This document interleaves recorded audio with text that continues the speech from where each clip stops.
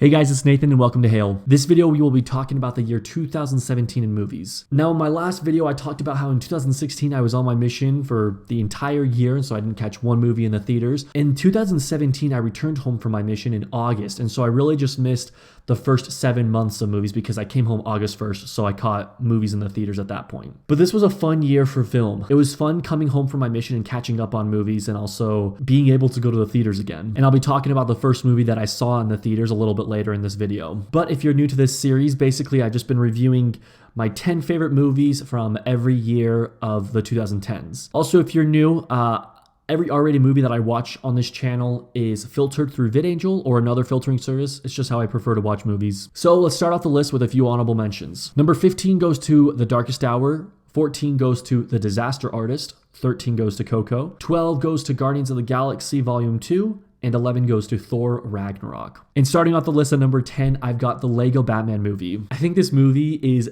absolutely hilarious. It's something that I just immensely enjoy watching. I have seen this movie more than once, and on a rewatch, I didn't like it quite as much as the first time I had seen it, but it still holds up on a lot of the jokes. I think my biggest problem is that eventually it just kind of gets boring when I'm watching it, and that's the same problem I have with the Lego movie as well. But against popular opinion, I actually like this movie more than the Lego movie. I just loved Batman being the main character, and like I said, it was hilarious. And at number 9, we've got the Meyerowitz Stories. This was the first Noah Baumbach movie I ever saw. And let me just say, I absolutely love the dialogue in this movie. My favorite character is definitely Harold. He was the character played by Dustin Hoffman. Like, you kind of hate him, but at the same time, you also love him because of just...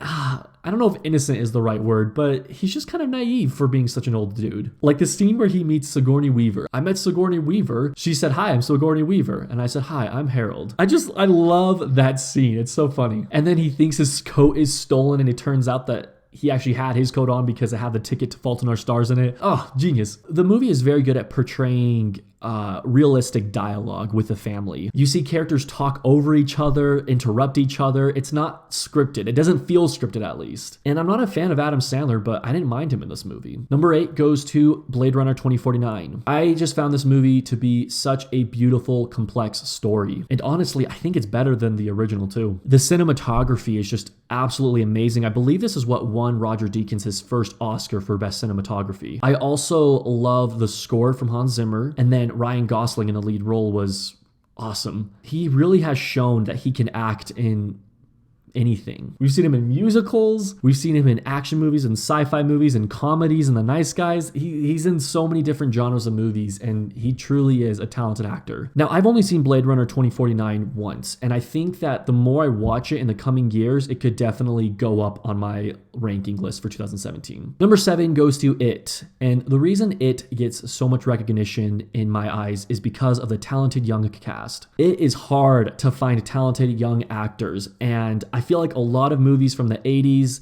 and older movies like that, they were very successful in finding young actors. I don't know what they did, but there are a lot of movies that come out today that just aren't good with casting young actors. It did a great job at casting. I thought all the kids gave amazing performances in this film, and it made me like the movie so much more. Another thing I liked about It was that it wasn't horrifying by any means, but it was scary enough to still supply a fun, thrilling ride to me. Number 6 goes to Lady Bird. This was a movie that I didn't care for at first, honestly. When I had first seen it, I thought it was a little overrated, especially hearing that it was the highest rated movie on Rotten Tomatoes and everything.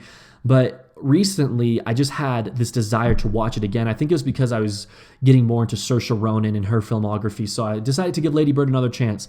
I gave it another chance, and I loved it the second time. And it's funny because for some reason when I watch it, I feel like it's so relatable, but at the same time, it's not relatable to me at all because I can't relate to Lady Bird like at all. We live such different lives, but yet when I'm watching it, I feel like it's relatable. Saoirse Ronan is really good at giving a performance that is unforgettable, yet it should be forgettable. There shouldn't be anything significant about this Lady Bird character, yet it's one of my favorite performances of the year. I really liked this movie, and if you watched it and you thought the same thing I did the first time I saw it, then I would recommend you give it another chance, because for me, at least, it was much better on the rewatch. And that might have been due to lower expectations. Coming in at number 5 is Three Billboards Outside Ebbing, Missouri. I wish that this would have won Best Picture at the Oscars for 2017. The Shape of Water ended up winning, and while I saw that film and I thought it was a very artistic, strange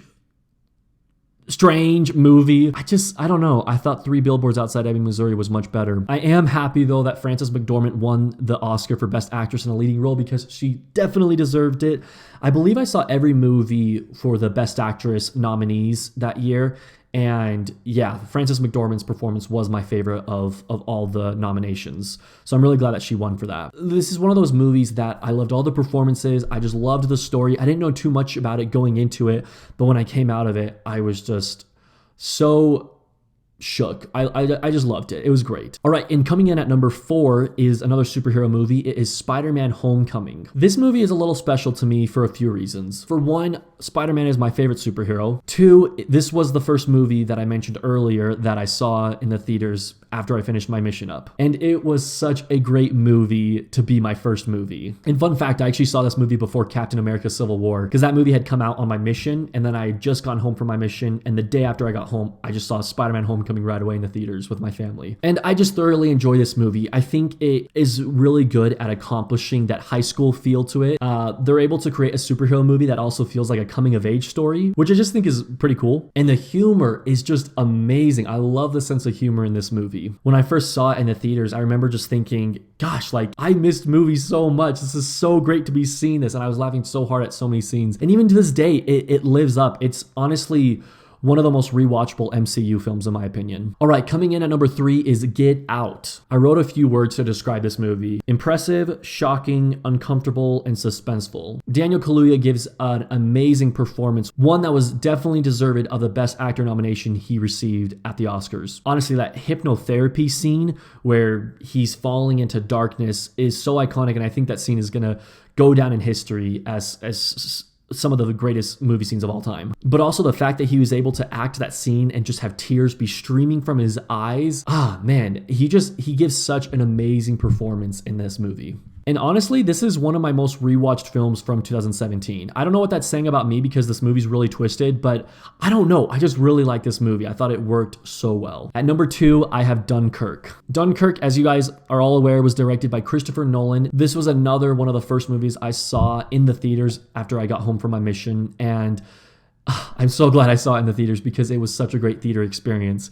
In fact, I actually saw it twice in the theaters, and it was even better the second time. There are a few movies out there where the score is so good that I randomly find myself just humming it, and Dunkirk is one of those movies. Hans Zimmer is able to create a suspenseful score for one of the most suspenseful movies I've ever seen. I also love the unique style of this war film opposed to other films. For one, you never see the enemies at all. You hear them shooting at the main characters, but you never see any enemies. And 2, I love the way that Christopher Nolan created this story where there are different timelines that add up together. Now, this is a movie that if you've seen it once and you didn't really care for it, then I would definitely recommend you watch it again. Even if you saw it once and you liked it, watch it again, because I think it's so much better the second time you watch it. You're able to get a feel for the timelines, the different timelines, and you have a better idea of how it all pans out in the end, which is very satisfying. And a lot of people complain about a lack of character development in this movie, but I think that works really well for this film, since Christopher Nolan was